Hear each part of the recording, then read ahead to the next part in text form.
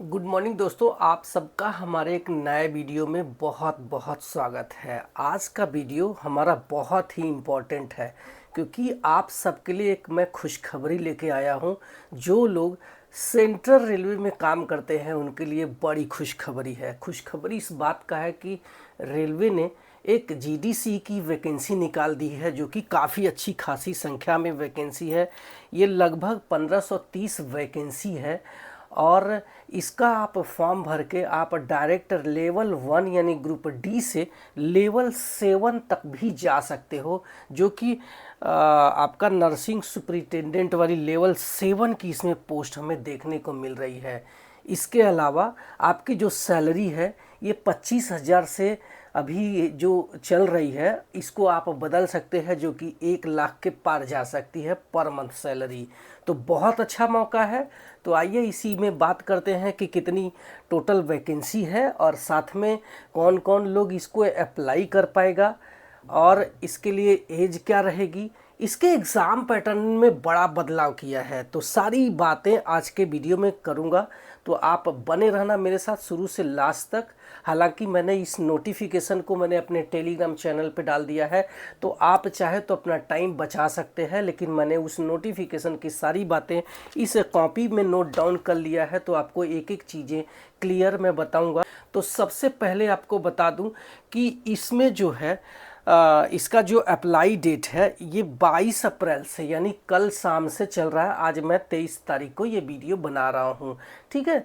तो इसका जो लास्ट डेट होगा ये 21 मई 2026 होगा। इसके अप्लाई लिंक की बात करूं तो www.rrccr.com पे जाकर के अपना फॉर्म भर सकते हैं। अब आइए जानते हैं कि कौन कौन लोग इसका फॉर्म भर सकते हैं। तो सबसे पहले एज की बात करूं तो आप यूआर में आते हैं तो 42 वर्ष, ओबीसी में आते हैं तो 3 साल की छूट मिल जाएगी यानी 45 वर्ष, और एससी एसटी में आते हैं तो 47 यानी 47 वर्ष तक आप अपने फॉर्म को भर सकते हैं।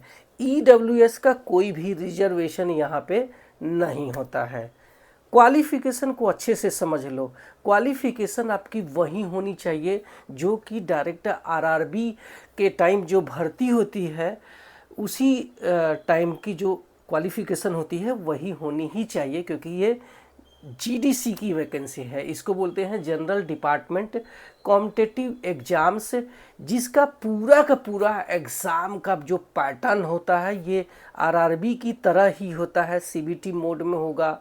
इसके अलावा आपका जो सिलेबस होगा वही सिलेबस रहेगा जो आरआरबी के टाइम में रहता है, इसमें कुछ भी अलग नहीं होता है।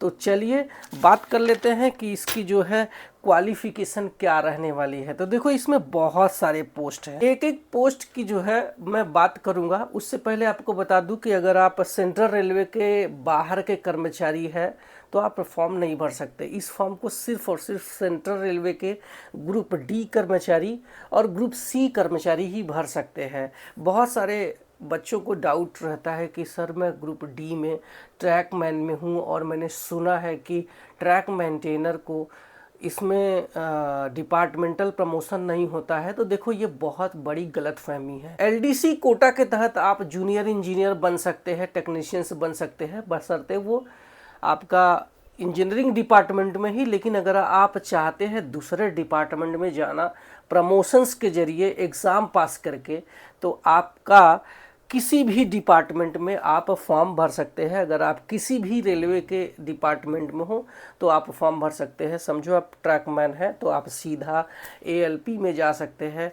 वही अगर आप एएलपी है तो आप स्टेशन मास्टर, ट्रेन मैनेजर या फिर आप टीटी बन सकते हैं। तो ये सारी चीज़ें आपको मालूम होना चाहिए कि जीडीसी में सारे लोग फॉर्म भर सकते हैं, ये कॉमन सबके लिए होता है। एलडीसी में सिर्फ अपने ही डिपार्टमेंट के लोग फॉर्म भरते हैं। तो आइए जानते हैं कि इसमें कौन कौन सी पोस्ट रहने वाली है, इसके अलावा कौन से लेवल की वैकेंसी है और टोटल वैकेंसी कितना है वो देखेंगे, और इसके अलावा इनकी क्वालिफिकेशन भी देखेंगे। तो सबसे पहले JAA यानी जूनियर अकाउंट असिस्टेंट कम टाइपिस्ट लेवल 5 की वैकेंसी है। टोटल वैकेंसी 41 है, क्वालिफिकेशन ग्रेजुएशन होनी चाहिए। इसके अलावा अकाउंट क्लर्क कम टाइपिस्ट लेवल 2 की वैकेंसी है।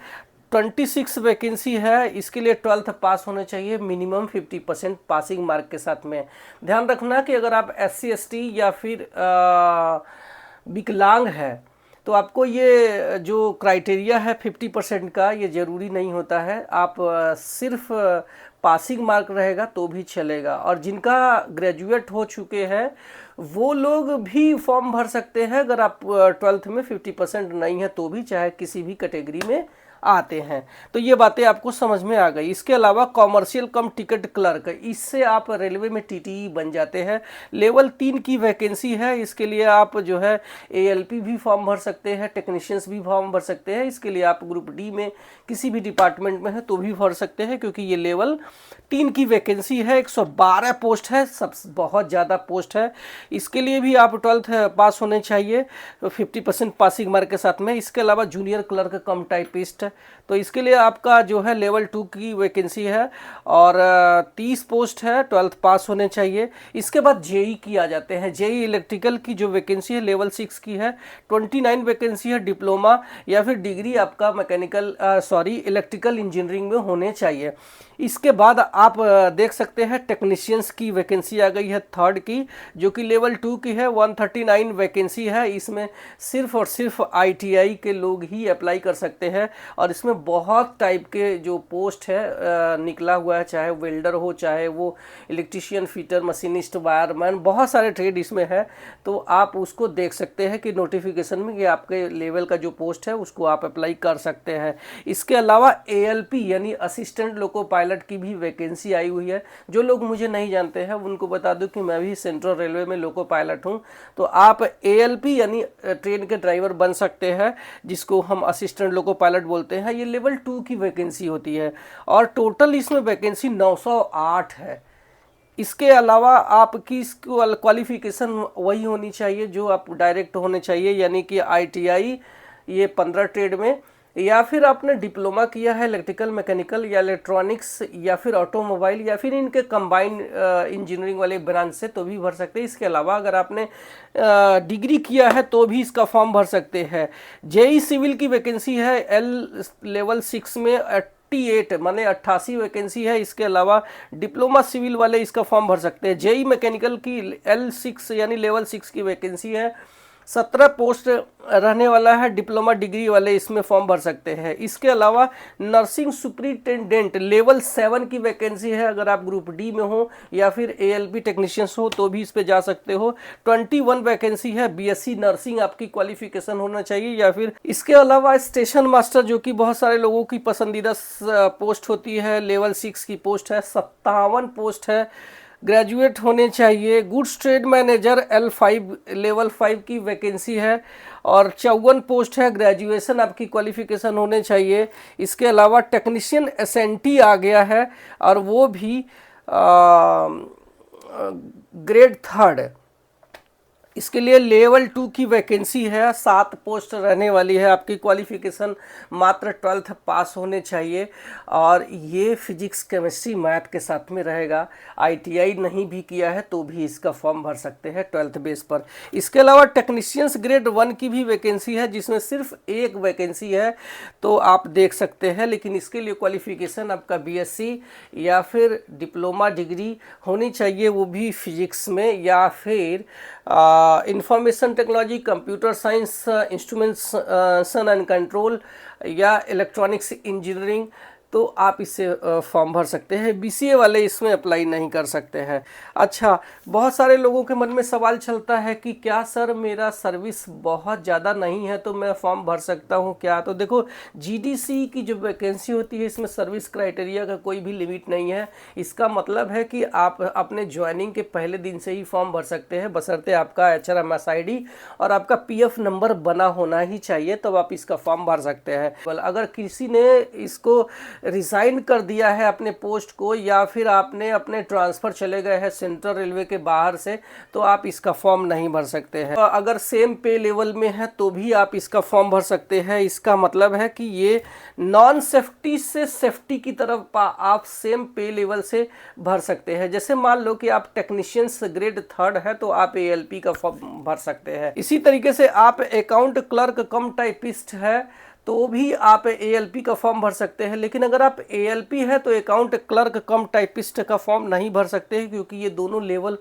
2 की वैकेंसी होती है, तो आप उसमें फॉर्म नहीं भर सकते हैं। हायर पोस्ट पर जाना चाहते हैं तो आप किसी भी लेवल में भर सकते हैं। जैसे ALP है तो आप लेवल 3 की वैकेंसी भर सकते हैं, जो कि CCTC का है। लेकिन अगर आप सीनियर ALP है तो इसका फॉर्म नहीं भर सकते हैं, क्योंकि सीनियर ALP जो होता है वो लेवल 4 में होता है। Candidate are not allowed to apply for the same post. बहुत सारे लोग सोचते हैं कि मैं ALP में ही हूँ, लेकिन मेरा जो ज्वाइनिंग हो चुका है वो पुणे डिवीजन में हो गया है, लेकिन मैं चाहता हूँ कि मेरा भुसावल डिवीजन में हो जाए इस GDC के जरिए। वो फिर से फॉर्म भरते हैं ALP के लिए, तो आप इसका फॉर्म नहीं भर सकते हैं। सेम जो पोस्ट है उस पर आप फॉर्म नहीं भर सकते। इसके अलावा जो RPF एम्प्लॉई है, जो RPF स्टाफ है, वो इसका फॉर्म नहीं भर सकता है। Allotment of post shall be on merit come options है। इसका मतलब है कि आप सारे पोस्ट पर अप्लाई कर सकते हैं। आपको अपना जो है ऑप्शन देना होगा। अगर आप मेरिट में आते हैं तो आपका जो है पहली प्राथमिकता जिस पोस्ट की होगी वो आप मिल जाएगा। There shall be single stage CBT for all exam. मतलब आप समझ सकते हैं कि सारे एग्जाम्स के लिए एक ही सिंगल CBT होगा। इसका मतलब है कि हर एक पोस्ट का अलग अलग एग्जाम होगा, लेकिन उनमें जो CBT होगा, जहाँ पे 2 CBT होते हैं RRB के जरिए, तो यहाँ पे सिर्फ एक ही सिंगल CBT होगा। No age relaxation is allowed in UR vacancy. अगर आप UR की पोस्ट लेना चाहते हैं और आप किसी रिजर्व कैटेगरी में आते हैं तो आप के लिए वहाँ पे एज रिलैक्सेशंस नहीं मिलने वाला है। ओनली सिंगल ऑनलाइन एप्लीकेशंस देना होगा। यानी जब आप भी फॉर्म भर रहे हैं तो ऐसा नहीं कि आप बहुत सारे फॉर्म भर दिए हैं, स्टेशन मास्टर का अलग, ALP का अलग, टेक्नीशियंस का अलग, ऐसा नहीं है। आपको सिर्फ एक ही फॉर्म भरना है। अगर आपको क्वालिफिकेशन आपकी मैच करती है तो आप अपना जो है पोस्ट का प्राथमिकता दे देंगे। जब भी आपका ज्वाइनिंग होगा तो आपके पोस्ट की प्राथमिकता के आधार पर पोस्ट मिल जाएगा। सेंट्रल रेलवे का जो लैंग्वेज का ऑप्शंस है, आप देख सकते हैं जो भौगोलिक स्थिति है ये इन्हीं पर आधारित है। यानी महाराष्ट्र में है और कुछ जो है कर्नाटक के हिस्से में है। वो इसी वजह से जो एग्ज़ाम होगा इसमें आपका 4 लैंग्वेज में होगा, इंग्लिश, हिंदी, मराठी, कन्नड़ा। अब बात करते हैं रिक्रूटमेंट प्रोसेस की कि क्या क्या रिक्रूटमेंट रहने वाला है। तो ALP के लिए only single stage CBT 100 MCQs 120 minute के लिए 1/3 का नेगेटिव मार्किंग रहने वाला है। और इसमें सबसे बड़ी बात है कि सिर्फ और सिर्फ इसमें एक ही सिंगल CBT होगा। इसमें पार्ट B नहीं होगा। सारे सब्जेक्ट को सिर्फ एक ही CBT में ही इंक्लूड कर दिया है और सबका जो वेटेज होगा 25% होगा। इस तरीके से 100 सवाल हो जाते हैं। सिलेबस की बात करूं तो इसमें mathematics, reasoning, basic science and engineering, drawing और ट्रेड से सवाल पूछे जाएंगे, जिसमें 25-25 सवाल चारों सब्जेक्ट से पूछे जाएंगे। CBAT की बात करूं तो 8 गुना बच्चों का सिलेक्शन CBAT के लिए हो जाएगा, जिसमें 42 नंबर पाना होगा ईच बैटरी टेस्ट। और जो मेरिट बनने वाली है, ये सबसे बड़ा बदलाव यहाँ पे हमें 2 देखने को मिला है। एक तो है पार्ट B इसमें नहीं है, जिसमें कि कम से कम पासिंग मार्क होना जरूरी होता है, जो RRB के ज़रिए भर्ती होती है, लेकिन यहाँ पे उसी CBT में इंक्लूड कर दिया है। इसके अलावा इसमें 50% जो वेटेज होगा ये आपका CBT का होगा और 50% जो वेटेज होगा ये साइको टेस्ट यानी CBAT का होगा। RRB का जब एग्ज़ाम दे करके ALP बनते हैं तो उसमें 70% वेटेज CBT 2 का है, वही 30% वेटेज CBAT यानी साइको टेस्ट का है। लेकिन यहाँ पे उल्टा है, 50-50% यहाँ पे कर दिया है। इसके लिए रेलवे बोर्ड ने अपना एक 16 अप्रैल को एक लेटर जारी करके बताया है कि जो ALP के एग्ज़ाम में हमारा 50-50% का जो है रूल लागू रहेगा। टेक्नीशियंस की बात करूं तो 100 MCQs 90 मिनट के लिए रहेगा, 1/3 का निगेटिव मार्किंग रहेगा। सिलेबस वही रहेगा जो आरआरबी के टाइम में होता है। मिनिमम पासिंग सभी के लिए ये रहेगा। यूआर में आते हैं तो 40%, एससी या फिर ओबीसी में आते हैं तो 30% और एसटी में आते हैं तो 25% का पासिंग मार्क रहेगा। जेई की बात करूं तो 150 MCQs 120 मिनट, 1/3 का निगेटिव मार्किंग रहेगा। सिलेबस वही रहेगा जो आरआरबी के टाइम में होता है, यानी 50 नंबर में mathematics, reasoning, physics, chemistry, computer application. 100 mark आपका ब्रांच यानी ट्रेड वाइज रहने वाला है। गुड्स ट्रेड मैनेजर की बात करूं तो एक सिंगल सीबीटी होगा goods trade manager, station master और JAA के लिए सिंगल सीबीटी होगा। 120 क्वेश्चंस पूछे जाएंगे 90 मिनट के लिए, 1/3 का निगेटिव मार्किंग रहेगा। CBAT यानी साइको टेस्ट होगा, वो भी स्टेशन मास्टर के लिए। बाकी JAA के लिए टाइपिंग टेस्ट होगा, लेकिन अगर आप गुड्स ट्रेड मैनेजर बनना चाहते हैं तो आपको सिर्फ एक सिंगल CBT पास करना होगा। इसके बाद बात करते हैं CCTC, अकाउंट क्लर्क कम टाइपिस्ट, जूनियर क्लर्क कम टाइपिस्ट। तो इनका एक सिंगल सीबीटी होगा जिसके लिए 120 क्वेश्चंस पूछे जाएंगे 90 मिनट के लिए, 1/3 का निगेटिव मार्किंग रहने वाला है। टाइपिंग टेस्ट होगा क्लर्क वाली पोस्ट पर, बाकी CCTC वाली पोस्ट पर कोई भी टाइपिंग टेस्ट नहीं होगा। नर्सिंग सुपरिटेंडेंट के लिए एक ही सीबीटी होगा, 100 MCQ 90 मिनट के लिए, 1/3 का निगेटिव मार्किंग रहने वाला है।